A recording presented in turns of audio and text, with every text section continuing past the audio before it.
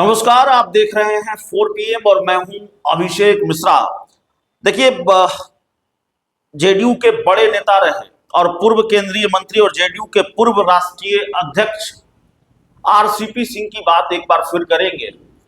RCP Singh के JDU join करने को लेकर बिहार में जो सियासी हलचल है वो तेज है।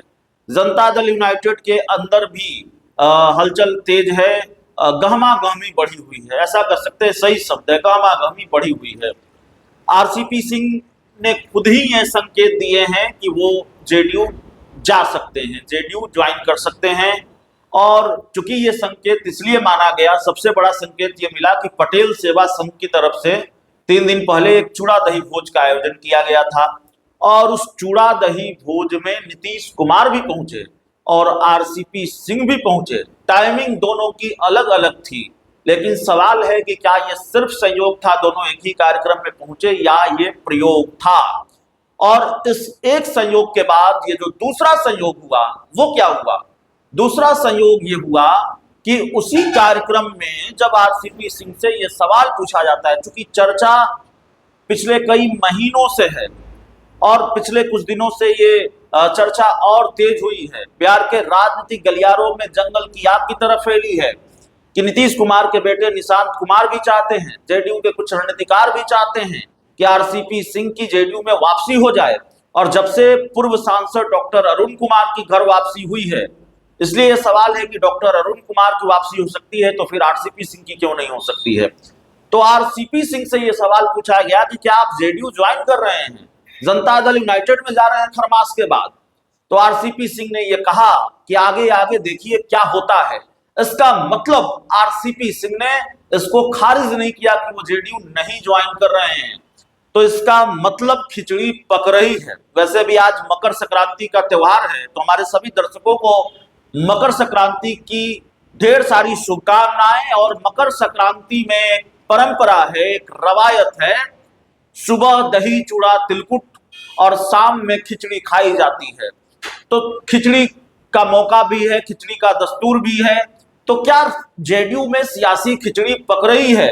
जेडीयू में ये खिचड़ी पक रही है, हांडी आग पर चढ़ा दी गई है, आरसीपी सिंह को लाने की स्क्रिप्ट जेडीयू में लिखी जा रही है, ये बड़ा सवाल है। और जेडीयू और आरसीपी सिंह दोनों पक्षों की तरफ से सहमति क्या बन गई है, यह भी अपने आप में बड़ा सवाल है। और अब इन कयासों को या इन चर्चाओं को और मजबूत कर दिया है जनता दल यूनाइटेड के ही एक और बड़े नेता ने।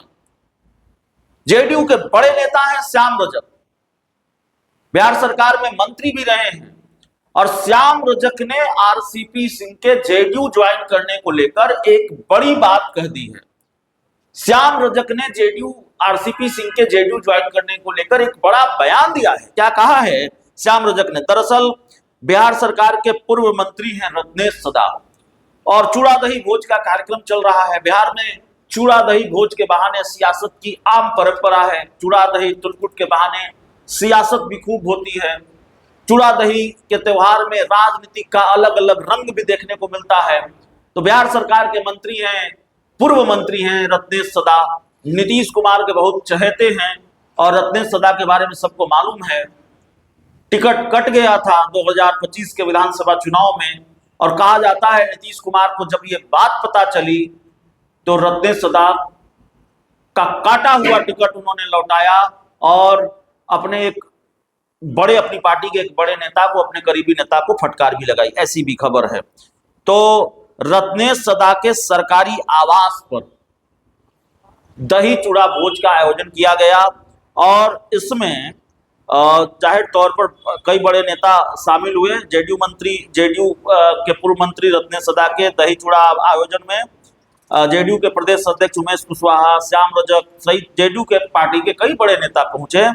और आरसीपी सिंह को लेकर श्याम रजक से सवाल पूछा गया। जाहिर है ये सवाल बड़ा जरूरी सवाल है जो इन दिनों जनता दल यूनाइटेड के नेताओं से लगातार पूछा जाएगा, और जेडीयू के बड़े नेताओं से तो खासकर पूछा जाएगा। तो श्याम रजक से यह सवाल पूछा गया तो श्याम रजक ने कहा कि अगर आरसीपी सिंह जेडीयू में आते हैं तो उनका स्वागत है। तो यही अपने आप में बड़ा बयान है। जेडीयू में आरसीपी सिंह को लेकर कोई कड़वाहट नहीं है।